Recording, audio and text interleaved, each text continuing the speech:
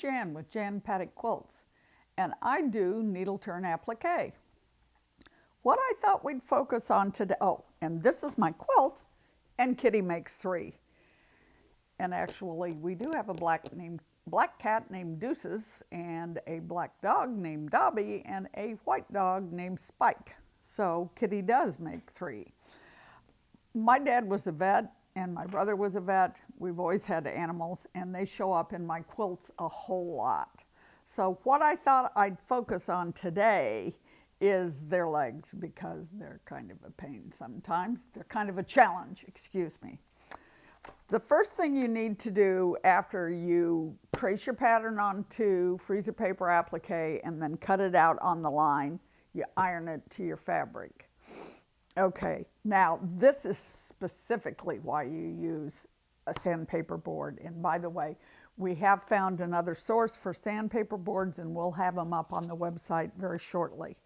If you can't get a sandpaper board, you can make one. All you have to do is get a piece of cardboard if you want to, or a file folder, and glue a piece of fine grade sandpaper to it, and you've got a sandpaper board. That's what I did to begin with. The reason you need a sandpaper board, or what, you don't absolutely have to have one, but boy, it makes applique so much easier, because what you have to do now after you've got the freezer paper pattern ironed to the fabric is you have to trace around it. And as we all know, fabric stretches. And if it stretches out of shape, then your figure is going to be out of shape, even if your pattern was right. So what the sandpaper board does is hold your piece of fabric in place so you can trace around it. All these nice little legs and tails and ears and anything else you might be doing are much easier to do. See how the fabric isn't stretching at all? I can just go. In fact, sometimes if I'm in a big hurry and I haven't had a chance to iron the pattern to the fabric, I'll just hold the pattern in place sitting down in the house instead of having to go all the way up to the loft to iron it down. But it is easier if it's ironed down. You just trace right around it like that. Okay, up here with the ears, just make sure that you outline the cat, or the dog, or the horse, or the cow, or the pig, or the sheep, or whatever it is. Anyway, then you've got that, and you pull off the freezer paper. Now, you can cut it out with the freezer paper on, or you can cut it out pulling it off. I tend to pull it off first because it, as you work with it with the scissors, it'll tend to start coming off, and then you've got to deal with that. Okay, so now we have our kitty. That's Deuces. That's because he was the second black cat my husband had. He has tuxedo cats. He had two of them. The first one was Sylvester, and the second one is Deuces. Okay, now what we need to do after we've done this, when I cut it out, I did not go clear up here because fabric does fray. So let's not cut that slit until we get to it. But right now, and in order to do this, I have to take my glasses off. And at this point, we really don't need the sandpaper board anymore, unless we want to work on it. But it's easier without it. We're going to clip the curves into the curves. And I'm not going to clip that till I get there because it's a real fine curve. But right now, I'm going to clip all the rest of these little curves. I got under his chin. Now we got to get around his ears. And you don't want to, you want to clip like 2 or 3 because you want it to be a curve. You don't want it to be a point. If you just clip one, you'll end up getting a point. But if you clip, like, see, here's two, that'll go under, you'll get a curve. Okay, same thing over here by his tail. All right, now, I should have threaded my needle, but I didn't. I will do that now because we need, and so far, God willing and the creek don't rise, I'm still able to thread a needle. I do use, as I've said before, large-eyed needles because it helps if you can thread them. And I think they have needle threaders too, but so far I don't need one. If you don't need it, it's a gadget. If you need it, it's not. It's a tool. Anyway, there. Okay, now we're going to do the legs, and you don't want to start up here sewing it down. You want to start just before where you're going to do them, because you're going to have to turn these all under, and if you've sewed all this down, it's harder to do. So I will put a couple of pins. If I was at home, I'd probably use glue, but pins will do. I used pins for years before there was glue. Okay. So now we are going to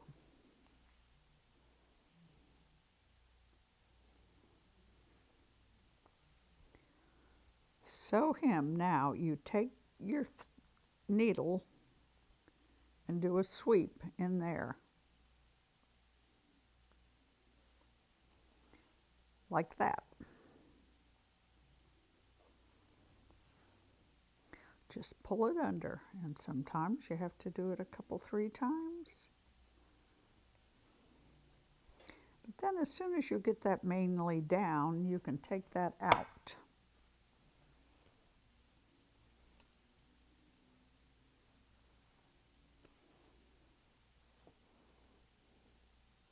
And what I really like about applique, besides the fact that I've been doing it forever, is that it's so portable. Volleyball tournaments, t-ball games, hospital rooms, waiting for babies, hospital rooms when people are sick, you know, it goes with you.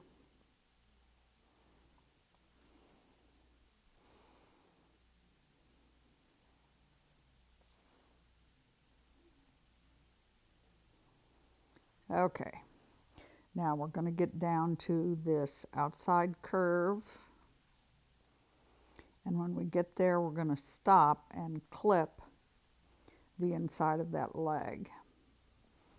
Okay, now see, isn't he pretty? He's a good cat too. Even if he has, we still don't know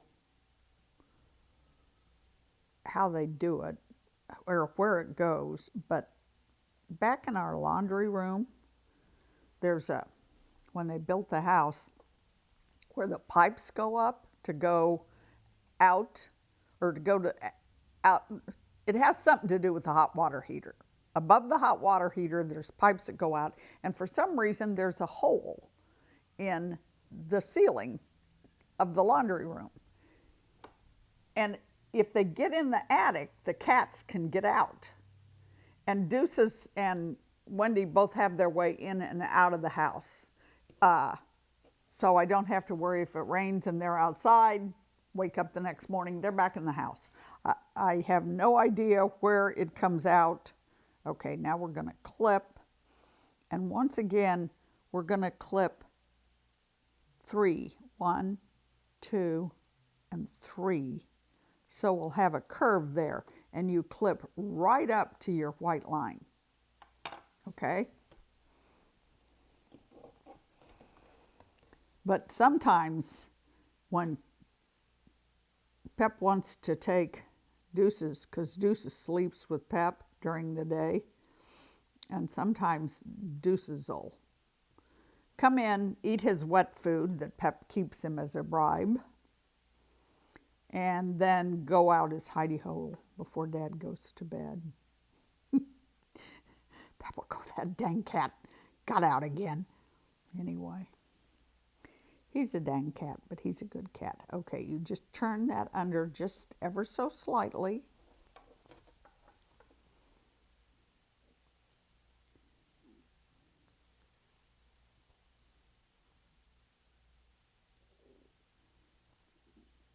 Okay.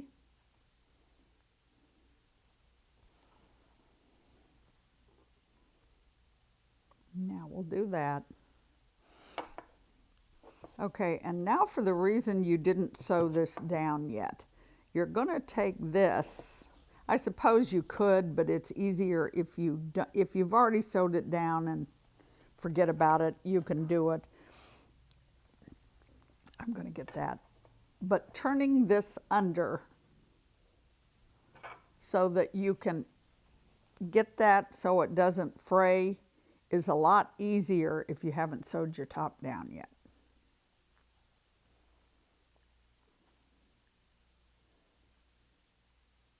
There, now we'll. All right, quit it, fabric. There.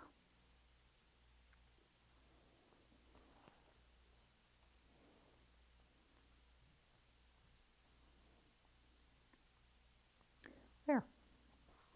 Now we'll go up and do that on the inside and then pull it down. And then you just repeat it for the other 4 legs.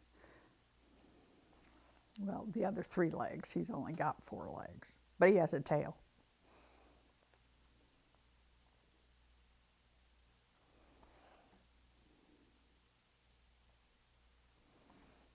Okay, now we'll start turning that back. Come here, leg.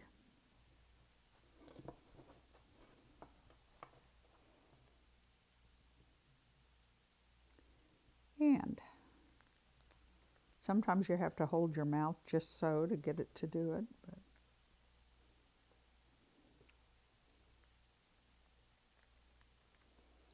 usually you can.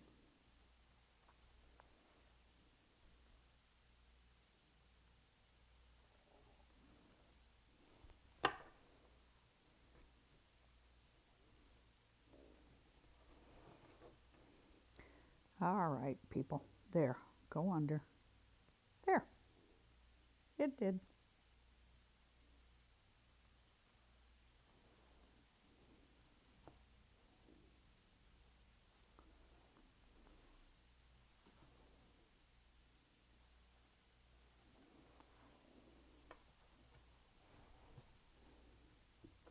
There.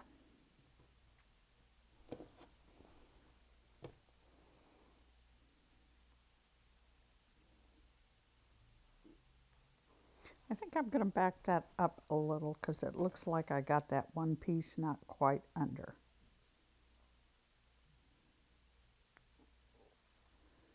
And do a little binding stitch there.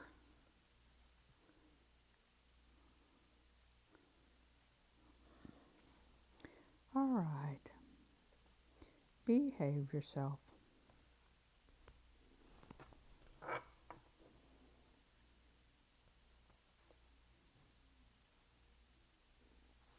And of course, the thread has to decide to get in a knot, but you just pull it loose. There we go.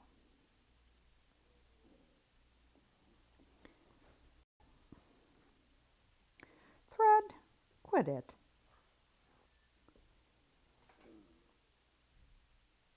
It just wants to knot right there.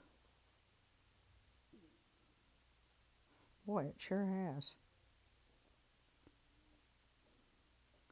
And I have no idea why.